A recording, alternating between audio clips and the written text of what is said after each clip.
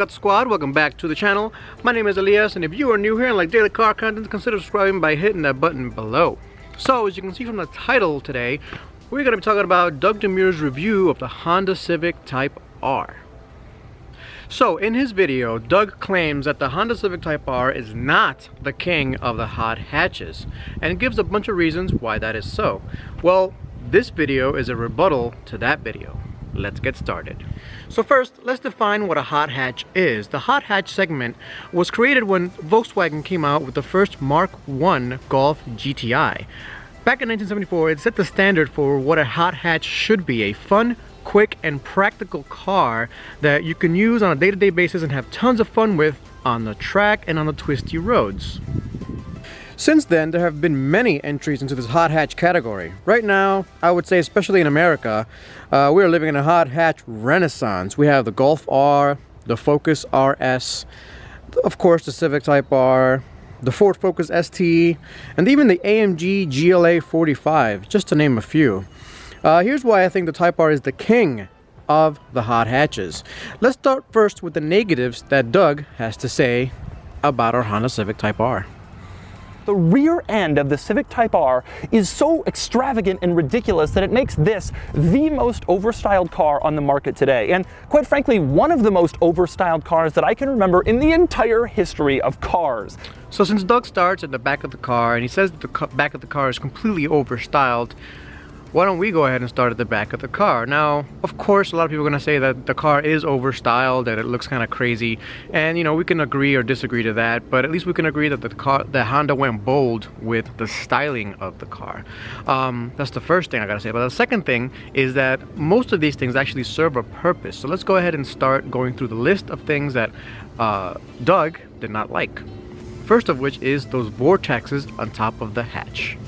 Let's start with the top. What are these things? Giant fins to make the car go faster? And then there's these things for added high-speed stability in a front-wheel drive car? So the vortexes on the hatch, now they are there to introduce air turbulence, which then allows the air going over the car to stay more attached to the car, therefore hitting the wing. So, you know, what it really does is it really gets that air into that wing so the wing can provide the downforce. Next we move on to the wing, which is enormous. This has to be larger than the wing in a Ferrari F40, and it's so big that they couldn't even do it in one piece. There's the wing top, the wing side, and the wing base. It is massive and ridiculous. Now you also mentioned the wing. You know, it's kind of also big and crazy looking. Well, the reason it is so large is to add the downforce that the car needs for high-speed stability. It also needs to be there where the airflow is. So if it was any lower than that, it wouldn't really catch the air going. You know, the vortexes help, but you need to be a little bit higher off the car to catch that fast-moving air so that the car can be using that for downforce. An added benefit of it being so high is that it stays out of the sight line when you're looking at the rear view mirror. You don't really see the wing much at all, and so that's another added benefit of having the wing so high up. I tend to like it. You know, it's you know, some people hate it, some people don't like it. They say that they would prefer the Type R without the wing, but the high speed stability will be affected on the Type R without the wing. Now if you're not going to go over, let's say 100, 110, 120 miles an hour, then you wouldn't really care about the wing because it doesn't really affect it. But above 110, 120 miles an hour, this car does get affected, and the top speed of the car is, remember, 169 miles an hour. The craziest styling detail on the back of this car are these things here. What is this? Is this supposed to be an air intake in the rear of the car? Now when it comes to the fake air vents, you know, I can't disagree too much there. They don't really serve a purpose, but I don't really mind them. On the bottom we have this fake carbon fiber piece that's actually cheap plastic. It's enormous. It goes around the whole bottom of the car, and it's just too much. And the fake carbon fiber at the bottom, the bottom lip and the ground effects, you know, that's actually a good thing that it's not carbon fiber. You know, it does add to the aero package, so it needs to be there to kind of make sure that the airflow goes to the proper place. You know, it's not just about the wing or the vortex, it's the whole car, you know, the bottom of it, the underside of the car. It's all made so that it's aerodynamic, and those lips down there are there for aerodynamic purposes and for looks as well. And I for one am glad they're not carbon fiber, because one, that would be way too expensive, and two, you know, if that would break, again, added expense. And can somebody please explain to me why a 4-cylinder car needs 3 exhausts? I want to sit here and tell Honda, hey, you don't have to try so hard to make this thing look cool. Really. Now you also complain about the fact that this has 3 exhausts and it's only a 4-cylinder car, and you know, some might agree, but the reason Honda did 3 exhausts is actually kind of cool. So you got the 2 actual exhausts, one there, and then the middle one, as you get higher on the RPMs, actually sucks in air, so that a lot of the droniness that can come with a high performance 4-cylinder engine goes away. There's no artificial piping, there's no artificial sounds coming from speakers, it's just all natural sounds. Unfortunately, the mufflers they put on this are just a little too aggressive. What you're hearing here right now is actually the mufflers cut off, which in my opinion I think is just loud enough for it to be good. You can actually hear the exhaust note now. Another bizarre exterior styling detail that I can't help but notice in this car are these giant wheel arches. They're huge, so oversized and extravagant that they come over the wheel like a circle and they hit the door. They're that big. It's just bad styling. So, the wheel arches. This is a fairly simple explanation. Because they are using a normal hatchback chassis and wanted to include large wheels and a wider stance, wheel arches provide the coverage these larger wheels need. You know, one thing to mention is that yes, the Type R is based off of a regular hatchback chassis, and that actually keeps costs down, and that's actually part of being a hot hatch. You know, the formula is take an existing, basically economy car, usually a hatchback, and then add, you know, styling, add performance, and you know, make it look a little bit better, make it go a little faster, and there's your hot hatch. And those wheel arches not only are functional, but they look amazing. I completely disagree about the bad styling. Less cool is the fact that when you shut the hatchback, the rather large hatchback owing to all this bodywork, the rear wing flops around. You see that? I don't know if I really trust this rear wing to provide 2,000 pounds of downforce at high track speeds when it does this when you shut the hatchback. Alright, so the next thing you talk about is, of course, the wing flex. So the wing flex, you know, first of all, it's pretty sturdy when you handle it. You know, I wouldn't sit on it, but you know, put a lot of weight on there, it won't do anything. Let's open it up and see if it flexes. Not really. Let's do it again. A little harder this time. Again, not really, a tiny little bit. And really, wing flex is not going to do too much to deteriorate the aero function of the wing. If you've ever handled, you know, an F1 car wing by any chance, you know, I saw one at the New York Auto Show, and you know, I touched the panels and the carbon fiber and things like that, and those wings flex as well. But as long as it's sturdy and, you know, put some down pressure on there, it's not just the wing giving you that downforce, it's the whole package, the whole car. So not much of a wing flex, and this wing is honestly pretty sturdy. So gotta disagree with you on that wing flex issue. The exhaust note. This car, as I mentioned, has 3 exhaust pipes, so you'd think it has some crazy loud cool sound. It does not, as I shall now demonstrate.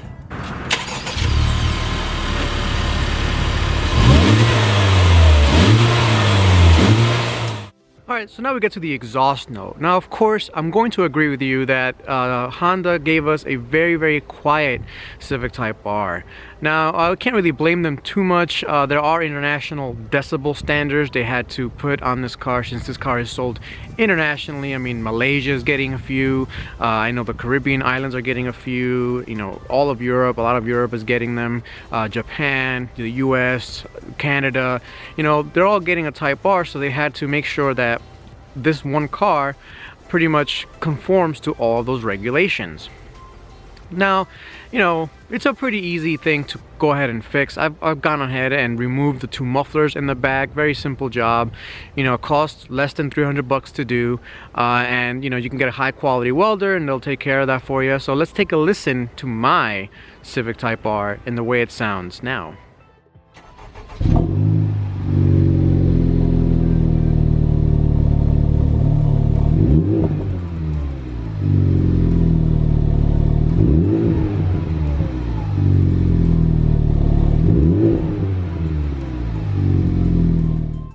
With that That said, there are a few drawbacks. For example, I count 1, 2, 3, 4, 5, 6 blank switches. Blank switches always annoy me because when you have a blank switch, you know that you could have had something there if only you had spent a little more money to get the nicest model, except this is the nicest model. So there should never be a blank switch in a car like this. All right, so now we get to the interior of the car. Now again, we agree this interior is great. I think it's better than the WRX STI, like you say, and it's better than the Ford Focus RS interior. Now, your negative comment about the blank switches, yeah, you know, I don't really like them either, but you got to remember, in order to keep costs low, instead of making a bespoke dashboard for just the Type Rs, you know, they're using one dashboard. This is basically the same dashboard as used in the Civic hatchback, or the Civic hatchback lineup worldwide. And again, that keeps costs down. That's how you can get to the price point of around $34,000, $35,000. I'm not calling this car disappointing because of the volume knob or because I think it looks a little weird. My reasons go much deeper than that. I walked up to Honda's PR staff and asked nonchalantly if they could give me a 0 to 60 time for the Type R. They said no, which is something I've never heard before at a performance car launch. They said they'd rather let the magazines sort it out. Well, Automobile Magazine is quoting 5.4 seconds 0 to 60, and the UK's Autocar is quoting 5.7 seconds 0 to 60. Meanwhile, those same magazines are quoting for the Focus RS 4.6 seconds 0 to 60, and for the WRX STI 4.7 seconds 0 to 60. In other words, the Civic Type R is a full second off the 0 to 60 pace of those cars.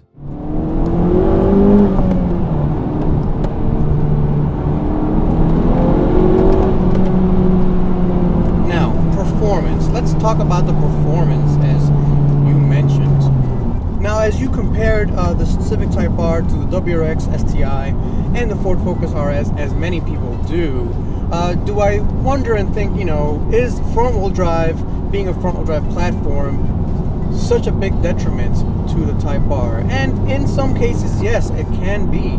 You know, do I wish that somehow Honda came out with a rear-wheel drive or even an all-wheel drive platform for the Type R? I would love it if Honda did that. Now, do I think that in order for the Type R to be the king of the hatches, does it have to have all-wheel drive or rear-wheel drive? No, absolutely not. I think it does perfectly fine without it. Now, you also mentioned the 0 to 60 times. Well, 5.4 seconds 0 to 60, you know, it's not slow, but of course the all-wheel drive variant, you know, the WRX STI and the Ford Focus RS both are under 5 seconds to 0 to 60. So it's quite a bit of a difference. Let's go ahead and try a 0 to 60 run on the Type R.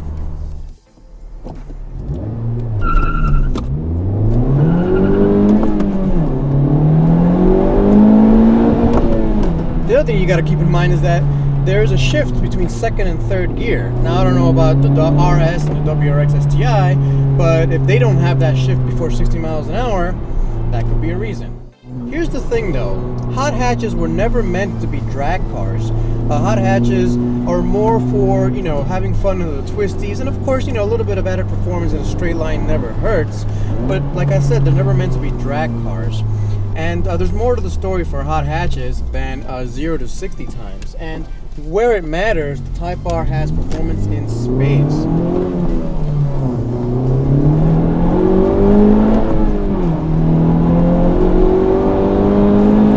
I mean, on this back road here, I'm having a ton of fun, and I think this car would not only keep up with the Ford Focus RS around here, it may even walk from it, especially how balanced this car feels. So in other words, yes, it's true, the Civic Type R is $2,200 cheaper than the Focus RS and the WRX STI. And it should be noted, the Civic Type R has a few more important standard features, like a navigation system, for example. But the Focus RS has nearly 50 more horsepower than the Civic Type R. Both the Focus RS and the WRX STI are a second faster 0 to 60, and both of those cars have 2 extra drive wheels. Suddenly that $2,200 premium kind of sounds like a good deal. Now, another thing is that from a rolling start, the Type R actually matches up very well to the Golf R and the Ford Focus RS. You know, from a rolling start, actually, the Type R beats both the Golf R and the Ford Focus RS in a quarter mile. For proof, take a look at the Car Wow video that was made not too long ago with a huge drag race. You know, they had the AMG GLA 45 and a bunch of other really cool cars. But in the mix was a Type R, a Golf R, and a Ford Focus RS. And you can see that the Type R actually walked away from both the Golf R and the Ford Focus RS.